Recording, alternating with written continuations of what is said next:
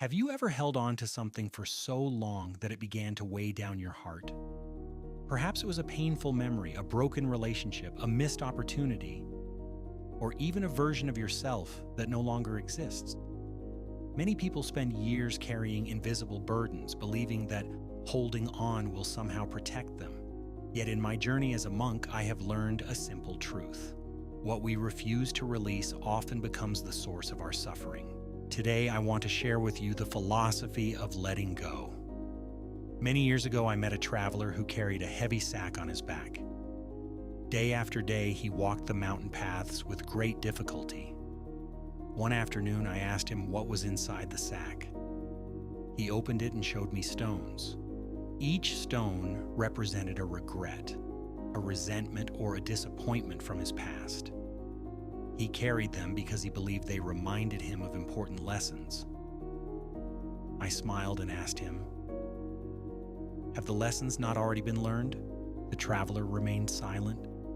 Then I asked, "If a teacher gives you a lesson, do you carry the classroom on your back for the rest of your life?" At that moment, he understood. The lesson was valuable, but the burden was not. Many of us do the same thing. We carry old wounds long after they have taught us what we needed to know. We replay conversations that ended years ago. We hold anger toward people who may not even remember hurting us. We cling to expectations that reality has already changed. The first lesson of letting go is understanding that acceptance is not surrender. Acceptance is wisdom. When you accept what has happened, you stop fighting a battle that can never be won. The past cannot be changed. No amount of worry, guilt, or anger can rewrite yesterday. But your relationship with the past can change today. Another lesson I learned came from watching a river. The river never argues with the rocks in its path. It does not stop and complain. It flows around them, over them, and eventually continues toward the ocean. Life is much the same. Challenges will come. People will disappoint you. Plans will fail. Seasons will change. The more tightly you grip what should naturally pass, the more resistance you create within yourself. Peace is not found by controlling everything around you. Peace is found by learning when to release your grip. Many people fear letting go because they believe they will lose something important. But often, letting go creates space for something better. Imagine trying to fill a cup that is already overflowing. Nothing new can enter until something old is released. The same is true for your heart.